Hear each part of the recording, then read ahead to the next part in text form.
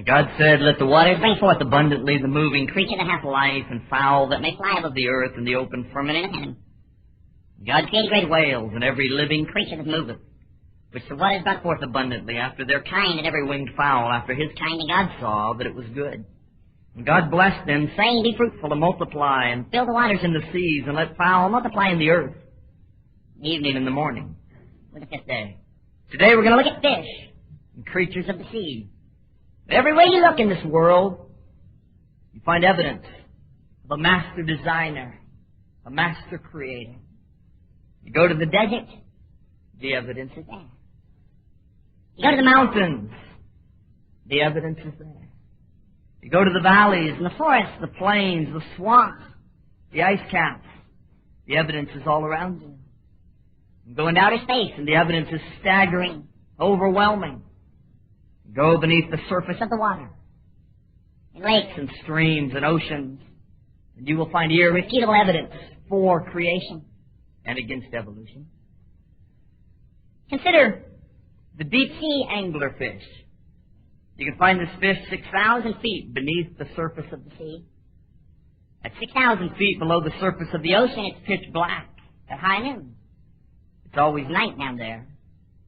The deep sea anglerfish has a 6-inch long projection growing from her head. It's like a fishing pole. Only she doesn't use worms or a lure to attract other fish. She uses a light. On the end of that 6-inch little appendage is a little orange light. That light attracts other fish and other sea animals. God has given a light to many animals and creatures that live in the dark regions of the ocean. It is said there are some fish, when they gather in swarms way down beneath the surface of the ocean, it can almost look as if the ocean is on fire. There's so much light generated by all the different fish there. When a hungry fish sees that little orange light wriggling around on the top of the head of the deep sea anglerfish, it figures it can go get dinner.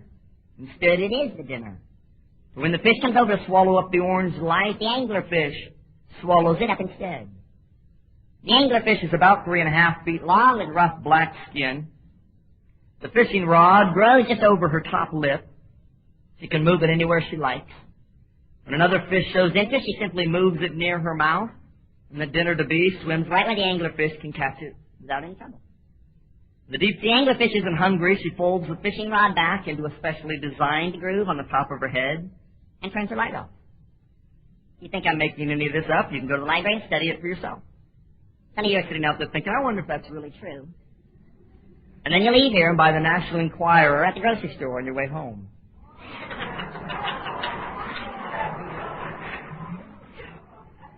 By the way, in case you haven't read, Hillary Clinton is pregnant. I saw that at the grocery store the other day, just so you'll know. But seriously, the anglerfish's light works by oxygen. She doesn't need batteries. She doesn't need a light bulb. She has a piece of luciferin at the end of her fishing rod. Luciferin is a chemical that lights up when it comes in contact with oxygen. And when the anglerfish wants to turn her light on, she lets the blood flow to the luciferin. There's oxygen in her blood, and that turns the light on. She turns the light off by stopping the blood from flowing to her little appendage there. She gets her oxygen out of the water she lives in. Her gills absorb the oxygen, and it flows into her bloodstream, and that's all she needs to turn her light on. By the way, lightning bulbs have luciferin in their tails, and lightning bugs turn their lights on in a similar way. You may have noticed that I have referred to the deep-sea anglerfish in the feminine gender. Alas, the male is not quite as spectacular. He has no luciferin. In fact, he's only about 1/7 the size of his wife. Early on in their lives, when the two fish meet, he swims up to her left side and sinks his teeth into her. He never lets go, and soon their skin and blood vessels grow together. You know, she's thinking, I should have eaten him. I knew I should have eaten him. He swam up. But by now, the two have mated for life, and Mr. Anglerfish lives off his wife. He becomes a parasite. I'm trying to resist the urge to stay here for a while and draw some analogies, but I think I better just move on. Ladies, if your husband doesn't seem too anxious to look for a job, just tell him Mr. Anglerfish, and maybe he'll get the message. Now, when the baby anglerfish come out of the fertilized eggs that are laid, they won't have 6-inch long fishing rods to attract fish to them, so how can they eat? In fact, they're only 1/8 of an inch long. How could they possibly survive in a deep, dark ocean and no means to attract food? The eggs that are laid float slowly to the surface of the ocean, 6,000 feet above, as they are developing. Then the young fish live at the surface of the ocean and feed on tiny sea creatures there. The reason the baby fish can float is because they have a tiny layer of lighter than water jelly under their skin. And as that baby fish grows, it gradually loses that jelly and slowly starts to sink. As it gets older, down, down, down it will go, some 6,000 feet itself. Now the trout, the bass, and fish like that all have an air-filled swim bladder that would literally implode way before those fish could get to 6,000 feet. The surface of the ocean, the pressure is 14.7 pounds per square inch. For every 33 feet that a fish swims down into the ocean, the pressure increases by another 14.7 pounds per square inch. At 6,000 feet below the surface of the ocean, the pressure on a fish is 2,672 pounds per square inch. More than a ton per square inch of pressure. The deep-sea anglerfish does not have a swim bladder. There's no air sac to burst in his body. It's specially designed to live down there. Now, do you think that the deep-sea anglerfish just evolved? How did it develop the luciferin? How could it know to do that? And how did it eat before it developed it? How did it know to provide for its young by getting them to the surface? And how could it have just willed to do that even if it knew that it needed to? Consider something completely different than the anglerfish. The barnacle. I realize it's not a fish. These little creatures don't swim. Their stems are glued fast for life to the bottoms of boats and wooden piers and to rocks. Also sometimes to whales and giant sea turtles. How does the barnacle fasten itself to a ship or to a turtle? In its head is a little glue factory. It produces a sticky, powerful glue. It's a protein cement called anthropodin.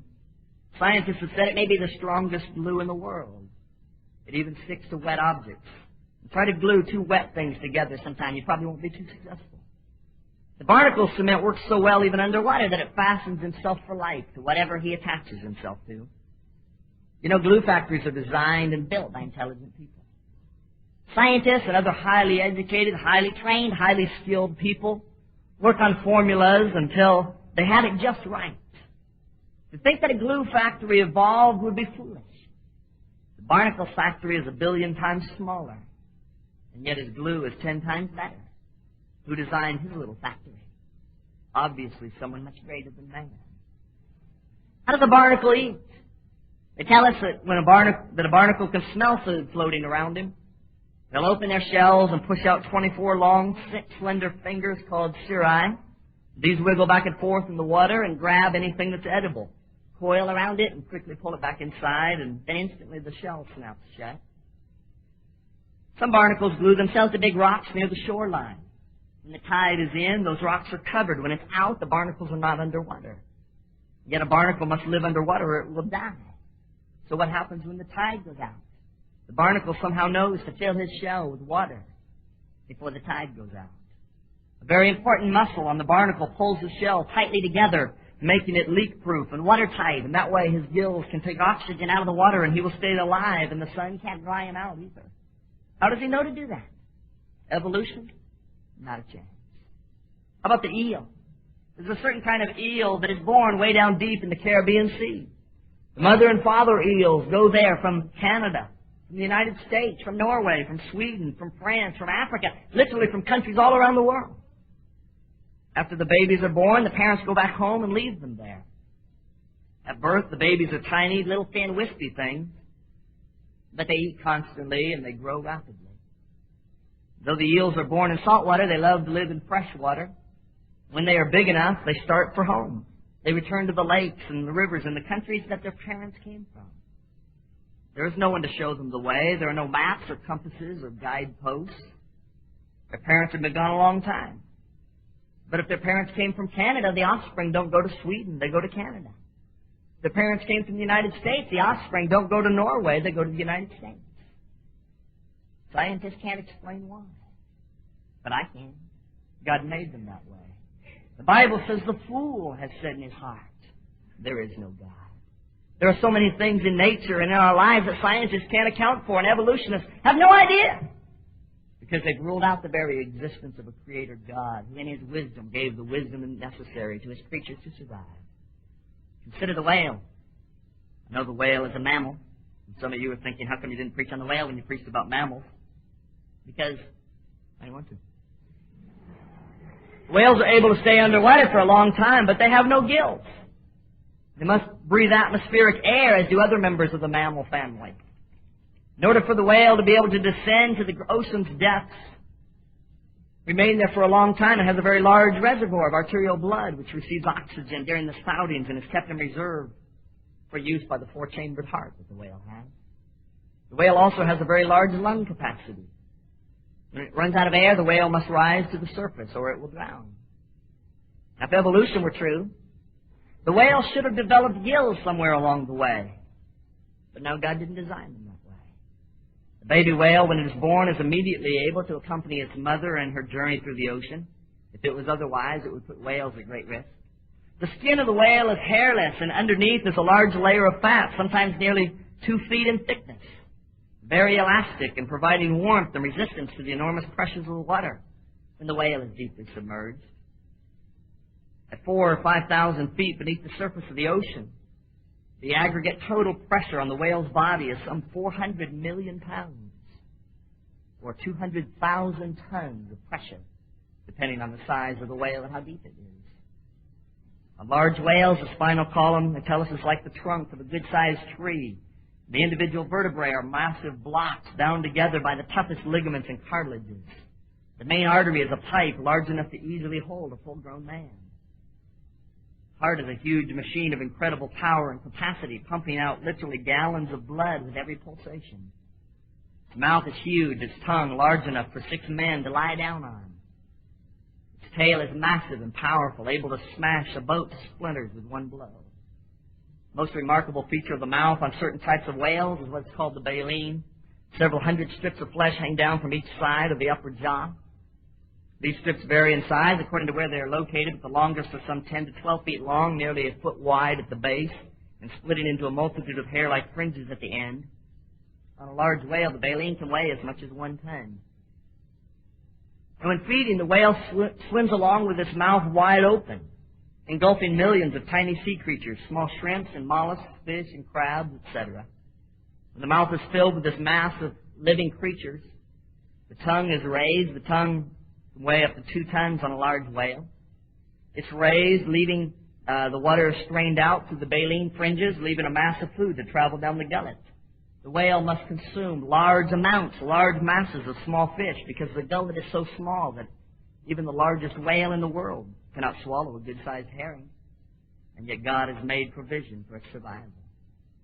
Humpback whales are some 40 feet in long and weigh approximately 40 tons. Each of these whales sing a song that can be heard more than 50 miles away underwater. And every one of these whales sing the exact same song. Scientists tell us that each year the song of the humpback whale changes slightly, and every humpback whale in the world will still sing that year's song, will change its song, sing the New Year's song. There's a remarkable variety in all of creation. How about the dolphin? Remarkable creature. There are some 20 different species of dolphins. The brain of a dolphin, they tell us, is quite large. Scientists believe that a big part of the brain is used to interpret the ultrasonic signals used to communicate with each other. Sent underwater, sometimes as many as 500 clicks to the second. The brain then analyzes the signals and translates them. Reader's Digest reported on 3 trained dolphins that escaped from their performing pen at a resort in Key Largo, Florida. They were discovered several days later in the lagoon off Key Biscayne, some 55 miles away. They said at 10 a.m., 2 p.m., and 4 p.m. they were still out there performing tricks, apparently hoping to be fed on their Key Largo show schedule. Dolphins are highly intelligent, very social, and easy to train. They are not, however, anywhere near as intelligent as man, as some animal rights activists would have you believe. No animal is. The evolutionist points to some experiments with chimpanzees or apes where they have learned to recognize and associate certain pictures or symbols as evidence of evolution. They would have us believe that the chimpanzee is almost as intelligent as man. It's not even close. If you think animals are close to us in intelligence, Try to teach geometry to your cat or algebra to your bird, or theology to your dog, or astronomy to a dolphin. Show me an animal that can design and build a computer, or build or fly an airplane, or build a skyscraper, or write an encyclopedia. God has given the animal world the equipment it needs to get along and survive in this world, but to man alone has He given the ability to know truth and gain wisdom. Man alone has an eternal soul. Man alone knows that he has an appointment with death. Hebrews 9:27, and as it is appointed that a man once to die, but after this the judgment. Man alone knows that one day he will die. Every single one of you in here this morning, though you may not like to think about it, you know that one day you will die. Oh, science will never discover the key to eternal physical life in this world. You'll never find the fountain of youth. You know, even if you're young and in good health this morning, that one day you will die. Every man, every woman has an appointment with death. Just as you may schedule a doctor's appointment for 6 months down the road, and you write it on a calendar, and you may not be looking forward to it, and you may not anticipate going to the doctor, and you're not excited about it, but you know that appointment's coming. And each day brings you one day closer to that appointment with the doctor or that appointment with the dentist. So every person who ever lived has an appointment with death. Oh, there's a date written down on God's calendar when you too must die. Oh, the animal doesn't know that. Animals do not understand that. Job 35:11 tells us that God teaches us more than the beasts of the earth and makes us wiser than the fowls of heaven. Unfortunately, too many men have taken their God-given intelligence and defiled it and used it for that which is not good. They take the mind that God has given them and darken it with foolishness and even deny the very God who made them. And many times, because they've been educated, other people assume that what they say is right. In the book of Job, Elihu makes an astute statement, Job 32:9. He says this, great men are not always wise. Oh, how true. Great men are not always wise. Simply because a man has an education does not make him wise. We worship at the shrine of education and information, not realizing that that does not represent wisdom or knowledge. Hey, the phone book contains information. In fact, it's loaded with information, and you could study it, and I could lecture you on it and test you as well, and you will have a lot of information, and you will have received an education, but you will not have gained any wisdom or knowledge. And you can enroll in the leading university of our day and listen to PhDs lecture about evolution, and you may receive an education, but you will not get wisdom. In fact, studying the phone book will be more profitable because at least that information is usually true. When you deny this book, anything you say is suspect. And what the evolutionists discovered 5 years ago, they discover something today that contradicts what they said 5 years ago, and they're constantly changing and constantly updating and correcting and modifying because they don't have the truth. Here's an article. NASA scientists proposed last week that it could not have taken more than 165 million years for the most fundamental forms of life to evolve on Earth. Far less time than some had thought. Based on studies of craters on the moon, Vern Oberbeck and his colleagues at the Ames Research Center in Mountain View, California, estimated that objects at least 150 miles in diameter slammed into Earth about every 165 million years. Impacts of that magnitude would have sterilized the surface of the Earth, killing all developing life, he said. That means it could not have taken longer than 165 million years for early chemical evolution to occur on Earth, because any such life would have been destroyed every time one of these objects struck, Oberbeck said. If the new shorter estimate is correct, then the most fundamental forms of life can apparently evolve in less time than had been thought, said planetary scientist Christopher Chiba of Cornell University of Ithaca, New York. If life evolves fast, then maybe it's easy. And if the evolution of life was easy, then there's great hope for it to have happened on other worlds as well, he said. Well, they got one thing right. It was fast and it was easy. Genesis 1 tells us over and over, and God said, and it was so, and God saw that it was good. It was fast and it was easy and it was good. Mark Twain many years ago saw through their pseudo-scientific posturings. He made this observation. He said, in the space of 176 years, the lower Mississippi has shortened itself 242 miles. That's true. This is an average of a trifle over 1.33 miles per year. Therefore, any calm person who is not blind or idiotic can see that in the Oolitic Silurian period, just over 1 million years ago, next November, the lower Mississippi was upward of 1,300,000 miles long and stuck out over the Gulf of Mexico like a fishing rod. There is something fascinating about science. One gets such wholesale returns for such a trifling investment of fact. And how many things people just blindly accept because some expert said it. And some expert said it, so we must assume that it's true. They have more education than we do, and so they must be correct. We're told we don't have a tail anymore because we don't need one. Says who? A tail would be handy. You guys would like to read the morning paper and drink coffee? You wouldn't have to put the paper down to sip your coffee. You hang on to your coffee, your tail just comes around, holds a cup of coffee, right? That'd be handy. I could see some use for that. You mothers, a baby in one arm, wash dishes with one hand and dry with your tail. You wouldn't even have to slow down. You could just keep right on going. You dust, vacuum, and wash windows all at the same time. You mechanics, you construction workers, you guys could use a tail. You wallpaper hangers, hey, they could use a tail. Waitresses, you could use a tail. Think how many tables you could serve and gather your tips and no one's even watching and keep serving people. Nurses, you could use a tail. Who says we don't need a tail? We need one so badly that even if monkeys didn't have them, we should have evolved them ourselves, if evolution's true. I used to drive a Pinto. You ever tried to drive a stick shift while eating a hamburger and fries and drinking a Coke? It isn't easy. I could have used a tail. I finally had to sell my car because I couldn't evolve a tail. It was just too dangerous. We're digressing somewhat here. Consider the archer fish. About a foot in length, when full grown, it can live in salt water or fresh water. It gets its name from its ability to shoot insects off of branches and leaves overhanging the streams in which they live. An adult archer fish can squirt a bug off a branch some 6 feet above the surface of the water, even a little ladybug or a little gnat.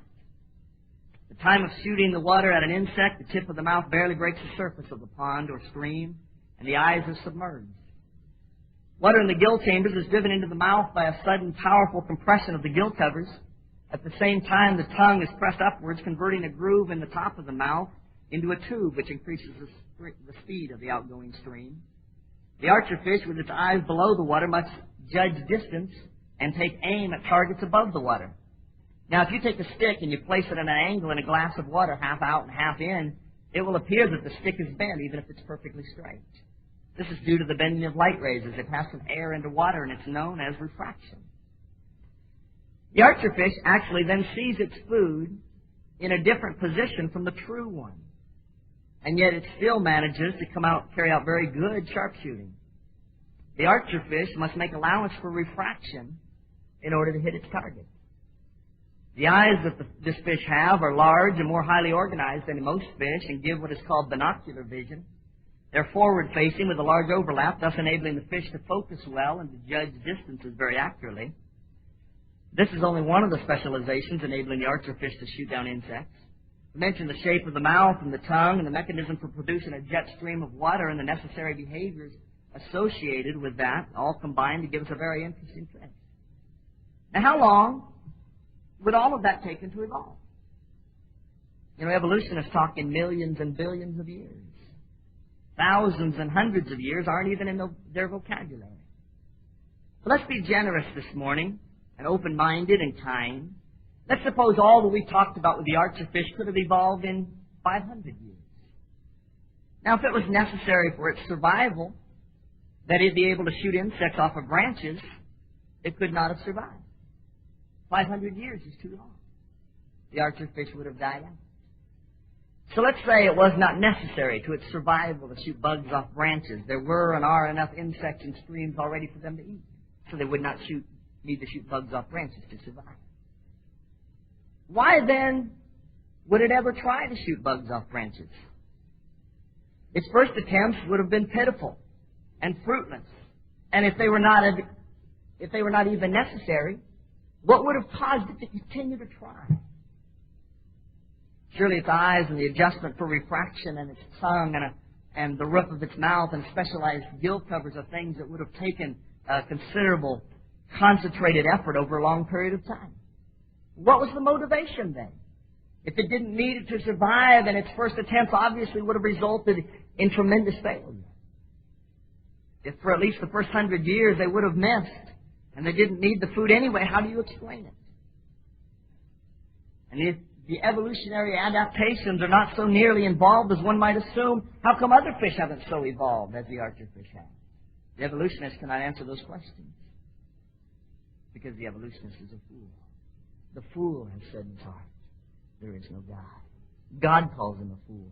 The fool has said in his heart, there is no God.